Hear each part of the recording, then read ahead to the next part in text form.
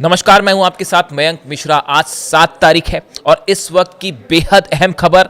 बीती रात यानी जुमेरात ईरान के केशम आइलैंड में आसमान में बेहद रहस्यमय धमाके हुए और ऐसे ही धमाके की खबर बंदर अब्बास से भी आई। अब आखिर सवाल यह है, देखिए ये बात क्लियर हो चुकी है कि दोनों जगह धमाके हुए थे, लेकिन ये धमाके कैसे हुए, क्या इसके पीछे किसी तरह की स्ट्राइक थी और कैसे जुमेरात को अमेरिका की फोर्सेस को ईरान ने बहुत बड़ा झटका दे दिया है। देखिए बेहद अहम खबर है। कल रात को ये जो कुछ हुआ, करीब 5 से 6 घंटे इसको लेकर जो है वो सनसनी थी पूरे इलाके में, हॉर्मूज में, ईरान में और खासतौर पर केशम आइलैंड और बंदर अब्बास में। आधी रात को कल जो है वो केशम आइलैंड पर अचानक धमाके की आवाज आती है। इसी तरह की आवाज बंदर अब्बास पे भी आती है, खासतौर पर केशम आइलैंड के आसपास। अब हुआ ये कि पहले इस तरह की खबरें जो हैं, ईरान के जो मीडिया आउटलेट्स हैं उन्होंने अपनी ये खबरें चलाई कि केशम आइलैंड में धमाके हुए हैं। हालांकि ये किसी ने नहीं कहा कि ये हमला है या नहीं है।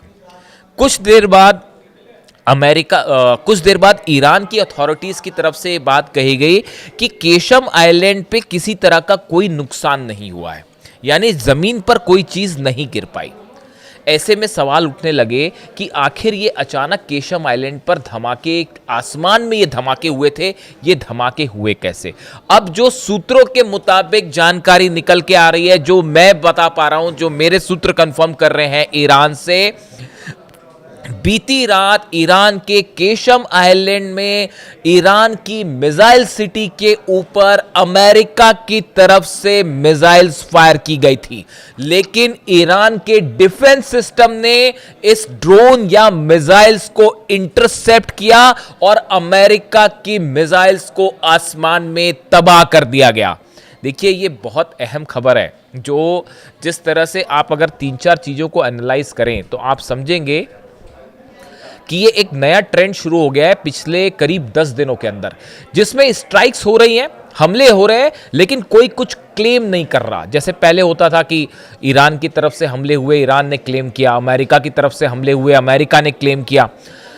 लेकिन आजकल जो है अगर आप देखें, बड़ी रहस्यमय तरीके से हमले हो रहे हैं। कल इसी तरह का हमला जो है वो कुवैत और बहरीन में भी हुआ। दोनों जगह धमाके की आवाज आती है, इंटरसेप्टर्स फायर किए जाते हैं और ये कहा गया, कुवैत की तरफ से ये बात आई निकल के, बहरीन की तरफ से भी बात आई कि मिसाइल्स फायर हुई थी, हॉस्टाइल ऑब्जेक्ट्स जो है वो अंदर आए थे और जिसको हमने डिफेंस सिस्टम फायर किया, इसलिए धमाके की आवाज आई। जबकि हकीकत ये बता रही है कि बहरीन में 5th फ्लीट के ऑफिस पे कल फिर हमला हुआ है, दफ्तर पे फिर धमाके हुए हैं, जहां अमेरिका का 5वां बेड़ा है बहरीन में। इसी तरह की बात कुवैत को लेकर भी कही जा रही है, लेकिन ईरान ने भी कुछ क्लेम नहीं किया और इन कंट्रीज की तरफ से भी कोई सीधा एलिगेशन नहीं लगा। उसी रात को केशम आइलैंड पर हमले की कोशिश, देखिए जो जानकारी आ रही है मेरे मुताबिक, केशम आइलैंड के पास ईरान की मिसाइल सिटीज हैं। वो मिसाइल सिटी जिसमें बताया जाता है कि अंडरग्राउंड जो है वहाँ पर ईरान की कई मिसाइल्स हैं। ये मिसाइल्स यहाँ से निकाल के लॉन्च पैड पर लाई जाती हैं और वहाँ से फायर की जाती है। केशम आइलैंड वो जगह है जिस पर अमेरिका की हमेशा से नज़र है। बार बार केशम आइलैंड पर हमले होते हैं हॉर्मूज को कंट्रोल करने के लिए। तो बताया ये जा रहा है कि ये जो खबरें आई कुवैत और बहरीन पर हमले की, उसके बाद ये कोशिश थी ईरान के दुश्मनों की तरफ से कि आधी रात को मिसाइल्स फायर की गई, ऐसा सूत्र बता रहे हैं, ऐसे दावे हो रहे हैं। लेकिन ईरान के डिफेंस सिस्टम ने इन मिसाइल्स को आसमान में चीर के रख दिया, तबाह कर दिया। जो है प्रोजेक्टाइल्स, देखिए आजकल जो है वो एक नया शब्द चल पड़ा है, हॉस्टाइल प्रोजेक्टाइल्स या हॉस्टाइल टारगेट्स, इस तरह की बातें चलती हैं। ये फायर किए गए और ये केशम आइलैंड के आसमान में और बंदर अब्बास दोनों जगह तबाह कर दिए गए, मिसाइल्स को आसमान में चीर दिया गया। यानी जुमेरात एक बड़ा हमले की कोशिश थी ईरान के मिसाइल सिटीज पे और उसको ईरान ने फॉयल कर दिया, हवा में तबाह कर दिया। देखिए इसके बाद ना अमेरिका की तरफ से कोई बयान आया ना ईरान की तरफ से। ऐसे ही हालात हॉर्मूज में बने हुए हैं और बताया जा रहा है कि अमेरिका के एक और टैंकर को, जहाज को जो है उसको निशाना बना के ड्रोन्स दागे गए हैं ईरान की तरफ से। इस तरह की खबरें हैं, शायद शाम होते होते तक ये खबर कंफर्म हो जाए। यानी आप देखिए हॉर्मूज पूरी तरह से इस समय बंद है। जो मेरे से बार बार इस बात को लेकर सवाल हो रहे हैं कि ओमान के साथ क्या डील हो रही है, क्या बातचीत हो रही है, क्या कोई समझौता हो रहा है? देखिए, इसको लेकर दो खबरें हैं। पहली खबर ये है, ईरान ने अपना स्टैंड साफ कर दिया है कि किसी सूरत में अमेरिका के साथ कोई डील नहीं की जाएगी, कोई ऑफिशियल बातचीत किसी तरह की नहीं होगी। यानी जो चीज़ डील हो भी रही है, जो बातचीत हो रही है, टेम्परेरी जो एक सेटलमेंट किया जा रहा है हॉर्मूज को मैनेज करने का, ये ओमान के साथ हो रहा है। और इस तरह के तमाम दावे आपने देखे होंगे कि ईरान के साइड से जहाज़ ओमान में अंदर जाएंगे, ईरान के साइड होते हुए हॉर्मूज में जहाज़ अंदर जाएंगे और फिर उसके बाद ओमान की तरफ से वो बाहर निकलेंगे। अब ये भी खबरें आ रही हैं कि ईरान भी जो है वो टैक्स लेगा और ओमान भी टैक्स लेगा, दोनों टैक्स को शेयर करेंगे। इस तरह की तमाम खबरें हैं। लेकिन इस बीच जो बड़ी एक खबर आ रही है कि डोनाल्ड ट्रंप को ये मंजूर नहीं है कि ओमान और ईरान हॉर्मूज को मैनेज करें। वो इस बात से सहमत नहीं है क्योंकि उनका जो है पत्ता कट कर दिया। ईरान ने कह दिया कि हम ना डोनाल्ड ट्रंप से बात कर रहे हैं, ना अमेरिका से बात कर रहे हैं, जो बात करेंगे हम ओमान से करेंगे, हॉर्मूज पूरा हमारा है और हम अपने हिसाब से इसको मैनेज करेंगे। ये बात ईरान की तरफ से साफ साफ कह दी गई। यानी हॉर्मूज में जो इस तरह की बातें थी कि कोई समझौता, अगर समझौता होगा भी तो वो minus Donald Trump minus America है। ये पूरी तरह से ईरान अपनी शर्तों पर यहां डील कर रहा है। Hormuz is completely under control of Iran, इसमें किसी को कोई शक नहीं होना चाहिए। अब देखिए, ये जो कल रात ये जिस तरह की ये सोर्सेस से खबरें हैं अभी कि अमेरिका ने की तरफ से फायर की गई थी मिसाइल्स या ड्रोन्स जो भी थे, इनको रोक दिया गया।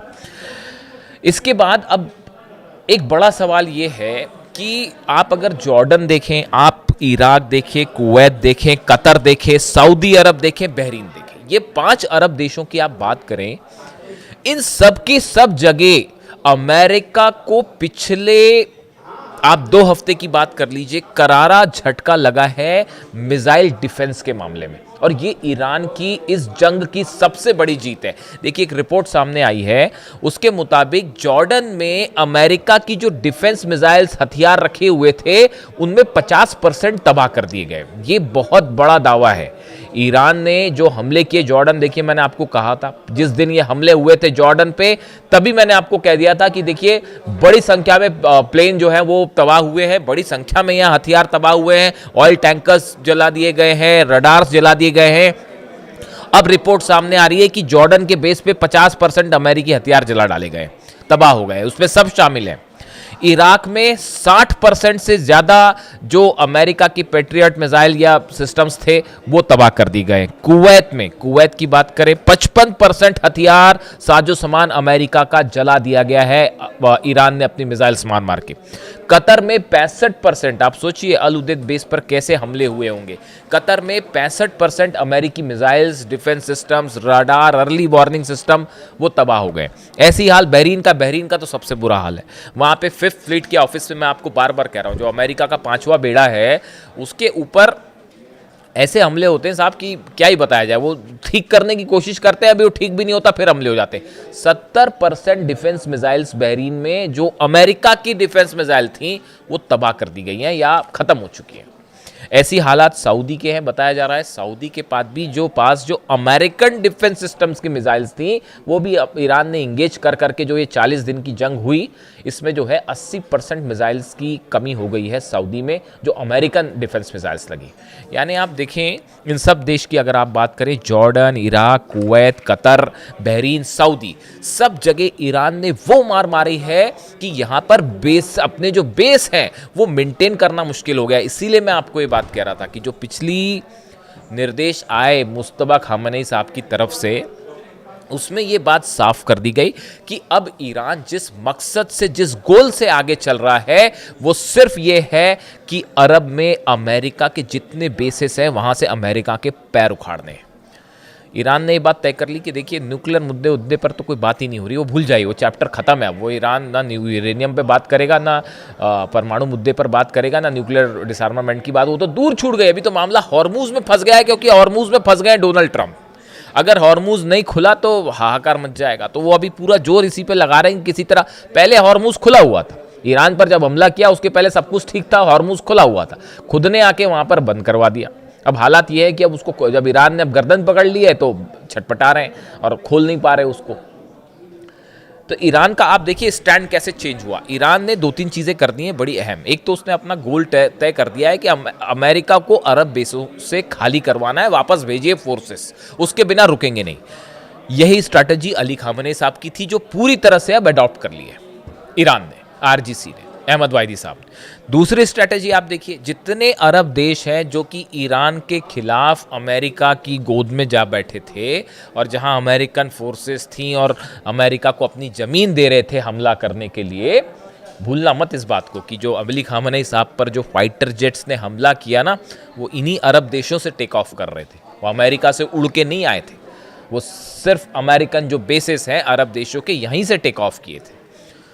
तो ईरान ने तय कर लिया कि जितने अरब देश हैं, इनके जितने बेस हैं, इन पर रुक रुक के हमले जारी रखने हैं, जब तक ये ख़त्म करके अपना यहाँ से जो है निकल ना जाए अमेरिकन फोर्स, तब तक हमला करते रहिए। आप देखिए हर 2 दिन बाद हमले होते हैं। दुबई पर हमला हुआ, 60 ठिकाने पे ड्रोन स्ट्राइक थी। वो मतलब मेरे मुताबिक तो ड्रोन स्ट्राइक थी, अब यूएई की सरकार जो कहे, लेकिन उसका जो पैटर्न है, जो नुकसान हुआ है वहाँ पर जेबल अली पोर्ट पर, वो ये बता रहा है इंडस्ट्रियल एरिया पे कि साहब ये ड्रोन स्ट्राइक्स के निशान है। आप देखिए उसके 2 दिन बाद कल खबर आ गई कुवैत और बहरीन में फिर से हमले हो गए। इसके पहले जॉर्डन पर सरप्राइज अटैक हो गया था। बातचीत चल रही है, तो अब जो है ईरान ने कहा साहब ऐसा है, आपका ये सीज फायर जंग का तमाशा बहुत हुआ, अब हम आपको बताएंगे क्या करना और क्या नहीं करना है। यानी ये रुक रुक के अरब देशों पर हमले जारी हैं और ईरान ने तय कर लिया तब तक हमले करेगा जब तक ये बेस खाली करके अमेरिका निकल नहीं जाता। तीसरी बात, हॉर्मुज पर किसी तरह की बात अमेरिका से डील करने को ईरान तैयार नहीं है। अगर आपको ऐसी खबरें मिलती हैं कि पर्दे के पीछे से अमेरिका से बातचीत हो रही है या कुछ हो रहा है और कुछ अमेरिका के साथ डील हो रही है, ऐसा बिल्कुल नहीं है। जो कुछ ईरान तय कर रहा है अपनी शर्तों पे तय कर रहा है, और हॉर्मुज की हालत ये है, हॉर्मुज चोक है पूरी तरह से। अभी मैंने सऊदी की तो बात की ही नहीं। वो जो हूती ने हमले किए, हूती ने जो है, हूती का दावा है कि हमने 100 से ज़्यादा सऊदी अलाइंड जो फोर्सेस है, यमन की सेना और सऊदी की सेना जो है, इसके 100 से ज़्यादा सैनिक मार गिराए, ऐसा हूती का दावा है। 40-50 मौत तो कंफर्म भी हो गई हैं, लेकिन हूती का कहना है कि हमने 100 से ज़्यादा सेना मार दी है और उसमें कई सऊदी के अधिकारी भी मारे गए। इस पर हम अलग से फिर कभी बात करेंगे। ये बड़ा झटका है सऊदी के लिए। देखिए सऊदी इसीलिए मोहम्मद बिन सलमान जंग में अंदर नहीं जाना चाह रहे थे, लेकिन जैसा एक्सपर्ट्स बताते हैं कि अमेरिका के बहकावे में आके मोहम्मद बिन सलमान ने एंटर कर दिया। जो जहाज़ ईरान से आ रहा था, सना में लैंड हो रहा था, उस पर हमला कर दिया। उसके बाद अब देखिए जंग में अंदर आ गए, अब भागते रास्ता नहीं मिल रहा है। और अब 100 सैनिक, यमन की सेना के 100 सैनिक मारे गए और बताया जा रहा है कि उसमें अरब के कुछ अधिकारी जो हैं, सऊदी अरब के जो सेना के कुछ अधिकारी वहाँ गए थे, वो भी मारे गए। ऐसे भी दावे हो रहे हैं। तो इसमें बड़ी सारी चीज़ें काम कर रही। देखिए अंदर ही अंदर बहुत सारा डेवलपमेंट हो रहा है और ईरान ने बहुत ही एग्रेसिव अप्रोच ले लिया है। ये जो अलग से मैं बात करूंगा डिटेल में, जो सऊदी वाला मैटर हुआ है, जो हूतीज़ ने हमला किया है, बैलिस्टिक मिसाइल्स दागी गई हैं और ड्रोन्स दागे गए हैं। अंदर ही अपने यमन के अंदर ही हूतीज़ ने बैलिस्टिक और ड्रोन मिसाइल्स दागे हैं सामने वाली सेना पर, जो सरकारी सेना है उस पर, जो अरब जिसको मदद करता है, सऊदी मदद करता है। तो बैलिस्टिक मिसाइल बड़ी साधारण से रूप से है कि बात ईरान से सप्लाइड है ये मटेरियल, और ईरान से चर्चा करके ही हमला किया होगा। दूसरी बड़ी बात। तीसरी बड़ी बात, आपने सुना होगा थोड़े दिनों पहले कि जो यमन पर स्ट्राइक की थी सऊदी ने, उसमें 3 ईरान IRGC के 3 अधिकारी शहीद हुए थे, उनकी मौत हुई थी। अब सऊदी के अधिकारियों की मौत की खबर है, तो ये बदला वाली बात साफ देखी जा सकती साहब। ईरान ने अब बहुत ही एग्रेसिव अप्रोच ले लिया है और जिसका नतीजा है कि डोनाल्ड ट्रंप को ये समझ में नहीं आ रहा है कि बाहर कैसे निकला जाए। लेकिन देखिए एक बात इसके बीच में एक बात और करना बहुत ज़रूरी है। गज़ा में हालात बेहद ख़राब है। जो हमले हो रहे हैं इजराइल की तरफ से, उसमें लगातार जो है वहाँ पर मौत हो रही हैं, लोग परेशान हो रहे हैं। मैं एक बयान पढ़ रहा था, एरिका गुवेवारा रोसा, ये एमनेस्टी इंटरनेशनल के सीनियर डायरेक्टर फॉर रिसर्च, इनकी तरफ से कहा गया कि mass funeral held for 112 members of the Al Hassania and Abu Sharia families in Gaza city is a chilling illustration of a pattern of Israeli attack that have wiped out entire multi-generational families। जो 112 लोगों का एक साथ अंतिम संस्कार किया गया, दफनाया गया, उनका जनाजा निकला, जो इस तस्वीर ने पूरी दुनिया को हिला के रख दिया। और इनका ये कहना है, एमनेस्टी इंटरनेशनल की सीनियर डायरेक्टर जो है, इनका ये कहना है कि ये बताता है कि किस तरह से इज़राइल ने हमलों में गज़ा में किस तरह से हमले कर कर के कई जनरेशन्स को जो है वो नुकसान पहुंचाया है, उनको ख़त्म किया है। वो आगे वो ये भी कह रहे हैं, Israel must urgently allow access to Gaza for UN bodies and independent human right investigation to preserve evidence in the line with the International Court of Justice orders. यानी इंटरनेशनल कोर्ट ऑफ जस्टिस के जो order हैं उसके तहत UN की जो organisation है इनको गज़ा में अंदर जाने दिया जाए। यानी हालात देखिए बहुत ख़राब है गज़ा में, लगातार वहाँ पर इजराइल की तरफ से हमले हो रहे हैं। लेबनान पे भी हमले बढ़ गए हैं। आप देखिए इस बात को कि इजराइल की तरफ से गज़ा में, लेबनान में और सीरिया में भी जो है वो हमलों वाली संख्या जो है वो बहुत बढ़ गई है।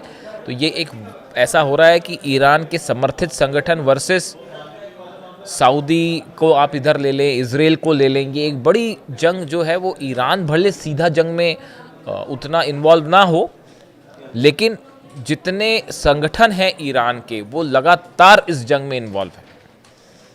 इजराइल के सैनिकों की मौत भी इसी बात को बता रही है और उसका बदला जो है वो इजराइल की तरफ से लगातार हमले हो रहे हैं। तो दोनों तरफ से स्ट्राइक जा रही है, यानी मामला किसी समझौते की तरफ बढ़ता नहीं दिख रहा है और ईरान ने तय कर लिया कि अब अपर हैंड हमारा होगा, हर चीज़ हमारी शर्तों पे होगी। आगे अलग से बात करेंगे, जो भी अपडेट होगा। वीडियो कैसा लगा कमेंट करके ज़रूर बताएं। Thank you so much.